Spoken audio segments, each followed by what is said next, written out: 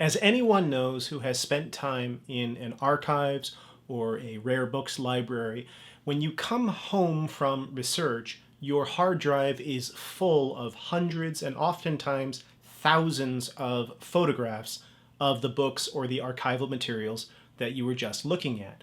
Well, here is a simple tip that will allow your future self to more easily navigate those materials and get back to those items which really caught your eye when you were in the archives. The simple trick is this. When you are sitting and with your phone or with your camera taking picture of one piece of paper after the next, of course always making sure to treat the materials safely and following the procedures of the archives, what you can do when you come across an item that really jumps out at you, maybe it's a diagram, maybe it's a passage, maybe it's a photograph, is quite simply to stick your hand in the way of your photograph. So imagine that you are the document and I'm sitting there and I'm taking pictures and I'm turning the pages and then I see something which really leaps out at me. Well, in this case, what I want to do is take my phone and just stick my hand right in the middle of it, take a picture, and then move on to the next one over and over again.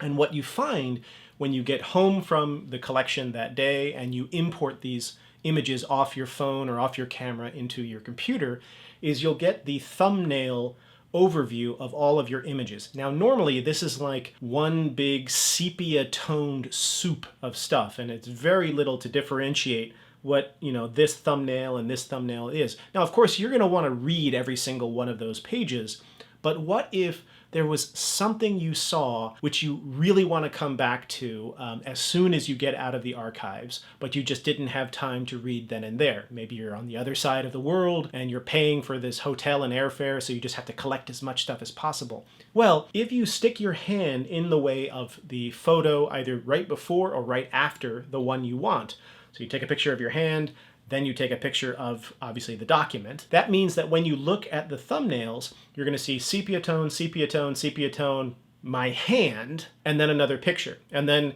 you'll see sepia tone, oh, my hand again, and then oh, my hand again. And what those are cues to your future self that the document either right after or right before that is something that you really want to look at as soon as possible, that you want to prioritize. Now, there are ways where you can step up this technique and make it a bit more sophisticated, but very, very lo-fi, which is you can get a set of, let's say, 3 or 4 or 5 colored index cards. You can buy them at a local drugstore or certainly online, and they come in various shades, and red and blue and pink and so forth and so on, and you can bring them with you to the archive or the special collection.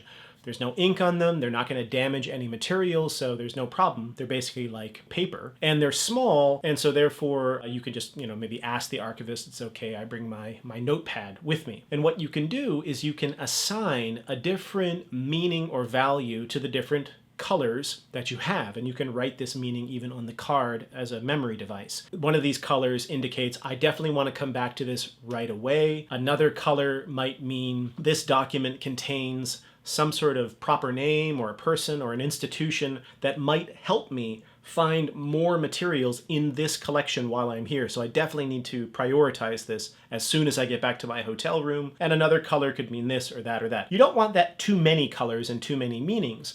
But what you can do is, instead of just sticking your hand in the picture, you can have these cards at the ready just at your desk, and as you're reading through it and taking pictures with your phone or whatever, you can say, oh, look at this. It contains information that might help me find other sources. That's green. That's the green card. I will take the green card, I will put that in between me and the thing, and then snap a picture of the source, and then move on. Oh my gosh, this one's amazing. I definitely want to take a look at this. This is a code red. So I pick up my red index card, I put it in the way of my shot, I take a photo of the red card as big as possible, and then I take a picture of the source. And you get the idea. You get back to your hotel room or back to wherever, you offload those images, you have the overview of the thumbnails, and you're gonna see like a big red square square, a big green square, another big green square, and so forth. And you have this visual device that allows you to very quickly navigate this otherwise overwhelming set of hundreds, if not thousands, of images. So just a very simple, low to zero cost technique that you can use to try to give yourself a little bit of sanity in an otherwise overwhelming experience that all of us who spend time in archives or libraries know all too well. Well, that's it for this quick tip. If you got something out of it, please leave a like or a comment. If you have your own techniques you want to share, please do share them in the comments field. And as always, please consider subscribing to the channel. I'll see you in the next video.